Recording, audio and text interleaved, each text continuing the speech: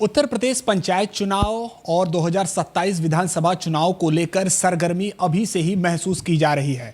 जहां एक तरफ भारतीय जनता पार्टी ने अलग अलग स्तर पर इसकी तैयारियों को शुरू कर दिया है, वहीं दूसरी तरफ सहयोगी दल भी अब सक्रिय नजर आ रहे हैं। सुहेल देव भारतीय समाज पार्टी की तरफ से आज वाराणसी में 48 वर्षों की शैक्षणिक उत्कृष्टता के साथ 23 से भी ज्यादा प्रमुख बीटेक प्रोग्राम्स और 600 से अधिक अंतर्राष्ट्रीय छात्रों के साथ विज्ञान डीम्ड टू बी यूनिवर्सिटी देश की बेहतरीन यूनिवर्सिटी में से एक है। एक विशाल जनसभा को आयोजित किया जा रहा है। हमारे साथ बातचीत के लिए डॉक्टर अरविंद राजभर जी हैं, हम उनसे बात करेंगे। इस विशाल जनसभा में क्या कुछ आयोजित होने वाला है अरविंद जी? देखिए, हम लोग जब भी कुछ नई शुरुआत करते हैं तो उसका जो केंद्र बिंदु होता है वो है बनारस। पार्टी की नई शुरुआत भी बनारस से किया। पार्टी का जो भी एजेंडा रहा, जो भी विचारधारा रही, उसकी शुरुआत हम बनारस से की। आज का जो एक विशाल जनसभा है, यह जनसभा का नाम है सामाजिक समरसता एवं भागीदारी जनसभा। इस नाम से ही समझ सकते हैं कि हम क्या करना चाहते हैं। सामाजिक समरसता मतलब जिस प्रकार की स्थिति माननीय अखिलेश यादव जी पीडीए का उदाहरण दे करके जिस प्रकार से भ्रम का माहौल समाज में बना रखा है, जो समाज कहीं ना कहीं आपसी भाईचारा एकता का प्रतीक बन रहा था, माननीय अखिलेश यादव जी ने पीडीए का नारा दे करके कन्फ्यूजन में डाल दिया है।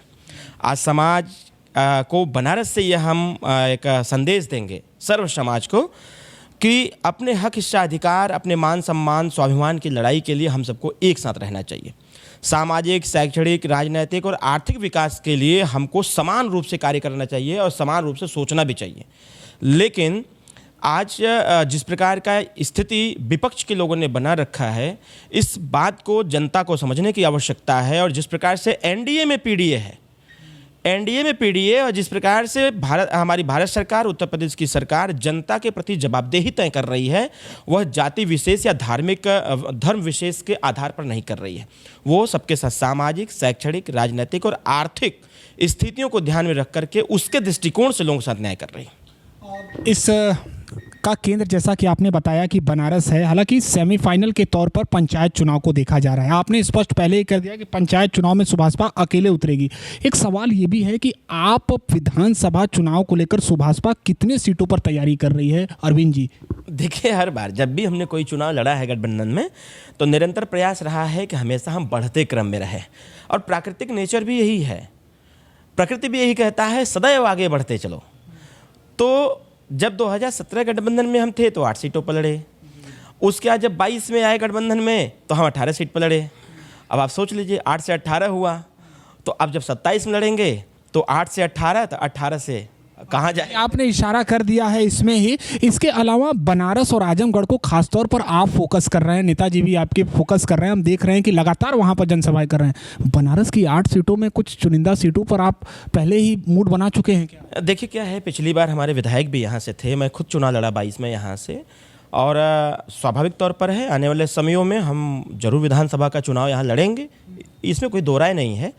और 8 सीट है तो हिस्सेदारी के तौर पर हम सहयोगी साथी हैं, तो 2 यहाँ पर 1 सीट पर आप पहले से ही दावा कर रहे हैं? अरे हम 2 सीट पर दावा कर रहे हैं महाराज, 1 सीट की क्या बात कर रहे हैं आप? 1 की बात कर रहे हैं। हमने क्या कहा कि हमेशा आगे बढ़ते रहना चाहिए। हम 2 सीट पर दावा कर रहे हैं, चुनाव लड़ेंगे बनारस में। इसके अलावा समाजवादी पार्टी प्रमुख अखिलेश यादव ने एक वीडियो ट्वीट किया है जिसमें भगवान श्री कृष्ण का जिक्र है, सुदर्शन चक्र का जिक्र है। तो आपको क्या लगता है वो सुदर्शन चक्र किस पर चलने वाला है? चक्र जो है उन्हीं पर चलने वाला है। देखिए, इतिहास गवाह है, मैं यह बात स्पष्ट रूप से कहें, इतिहास गवाह है। हमको लगता है कि माननीय अखिलेश यादव जी को खुद का इतिहास पढ़ना चाहिए, खुद का इतिहास। उसी में स्पष्ट आ जाएगा कि माननीय अखिलेश यादव जी को कौन सी योजना बनानी चाहिए। वो दिग्भ्रमित हैं, उनको भ्रमित किया जा रहा है और उनसे ऐसे उटपटांग बयान दिला करके वो खुद अपनी ज़मीन खोने का निरंतर प्रयास कर रहे हैं। मैंने तो एक दिन ट्वीट करके और मैसेज लिख कर, व्हाट्सअप मैसेज लिख करके मैंने दिया था कि कोई तगड़ा योजना बनाने की आवश्यकता है जिससे विपक्ष मजबूती के साथ, जिनकी वो रहनुमाई करता है, जिनका ये चर्चा करता है, उनके हिस्सेदारी की बात हो सके। माननीय अखिलेश यादव जी को एजेंडे से डाइवर्ट कर दिया गया है और डाइवर्ट करने का काम कोई दूसरा नहीं किया है, वही लोग किए हैं, उन्हीं के लोगों ने किया है। तो उनको निकलना चाहिए इस चीज़ से। युवाओं की बात करनी चाहिए, महिलाओं के हिस्सेदारी की बात करनी चाहिए, बच्चों की अच्छी शिक्षा की बात करनी चाहिए। जो बेरोजगार नौजवान आज भी दर दर भटक रहे हैं, उनको रोजगार कैसे मिले, इस पे बात करना चाहिए। और राजनीति शास्त्र यह कहता है, राजनीति विज्ञान भी यह कहता है कि सत्ता पक्ष को हमेशा चलाने का काम विपक्ष करता है, जबकि माननीय अखिलेश यादव जी विपक्ष के अच्छे नेता हैं, बड़े नेता हैं, वो ऐसा काम नहीं कर रहे हैं। अंतिम सवाल, इन दिनों बनारस काफ़ी सुर्खियों में इसलिए भी है क्योंकि न्यायालय परिसर में वकील और पुलिस आमने सामने हो गए। आप इस समय बनारस में ही हैं। सुभाषपा का इस पर क्या स्टैंड है? क्या लगता है कहीं ना कहीं कुछ ऐसे पुलिस अधिकारी हैं जो बेलगाम हो गए हैं? देखिए, ये पुलिस और वकील आज से नहीं, लंबे समय से परंपरागत तरीके से एक दूसरे के घोर विरोधी रहे हैं। न्यायालय परिसर में भी ये चीज़ें देखने को मिलती हैं। और बनारस का जो माहौल भयावह बना हुआ है, आपसी जो संघर्ष चल रहा है, ये कहीं ना कहीं, देखिए, इसमें कहीं दो राय नहीं है। मैं स्पष्ट कहना चाहता हूँ, मैं सभी अधिकारियों को नहीं मैं कहना चाहता, लेकिन कुछ ऐसे अधिकारी हैं जो योगी जी की सरकार को बदनाम करने का निरंतर प्रयास कर रहे हैं। ये सिर्फ बनारस की बात नहीं है, ये हर जनपद, उत्तर प्रदेश के मैक्सिमम जनपदों का यही हाल है। कुछ अधिकारी ऐसे हैं जिनको न तो अपने नौकरी की चिंता है, उनको बस माहौल कैसे खराब हो इसी की चिंता है। वो कहीं ना कहीं विपक्ष के मंशा के अनुसार कार्य कर रहे हैं, और इसीलिए बनारस में ऐसा माहौल उत्पन्न हुआ है। सवाल इसलिए भी होता है अरविंद जी क्योंकि बीते दिनों गाजीपुर में भी आपके समर्थकों के साथ कुछ ऐसी तस्वीरें वायरल हुई। बीते दिनों भी कुछ ऐसा चीज़ें चर्चा में आई, जबकि ये दावा किया जाता है कि कहीं ना कहीं सुभाषपा के जो कार्यकर्ता हैं वो मजबूती से अपना पक्ष थाना हो या कहीं 100% अभी इस चीज़ को मैं ज़रूर कहूँगा, सुभाषपा के कार्यकर्ता, सुभाषपा के नेता मजबूती से अपने कार्यकर्ताओं के लिए लड़ते भी हैं, जिस भी स्तर तक जाना होता है जाते भी हैं।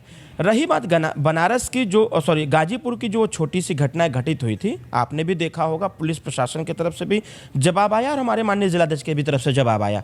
वो टोटल कन्फ्यूज़न में हुआ सारी चीज़ें, हमारा कार्यकर्ता भी नहीं समझ पाया था कि क्या कुछ हो रहा है, और इसकी पहल हमने भी किया था।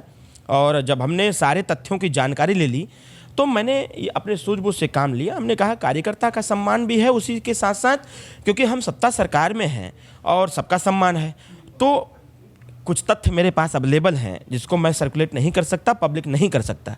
उस तथ्यों को देखने के बाद फिर मैंने कहा कि सूझबूझ से काम लेने की आवश्यकता है। हो सकता है विपक्ष इसमें आग लगाने का काम करे, इस आग में घी डालने का काम करे। माननीय अखिलेश यादव जी ने प्रयास भी किया,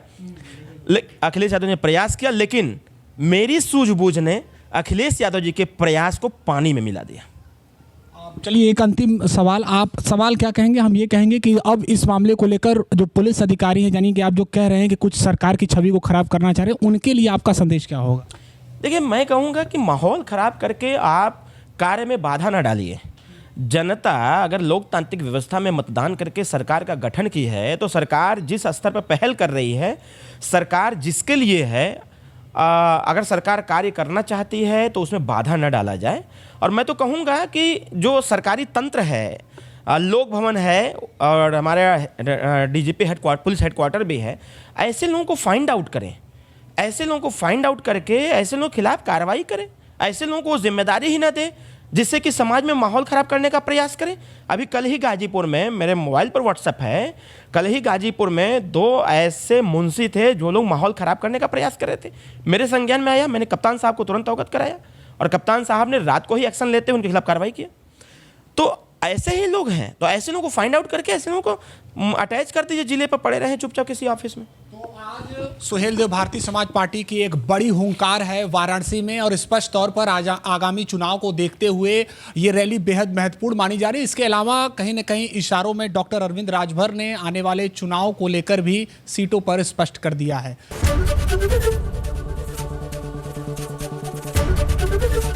एबीपी गंगा, खबर आपकी, जुबान आपकी।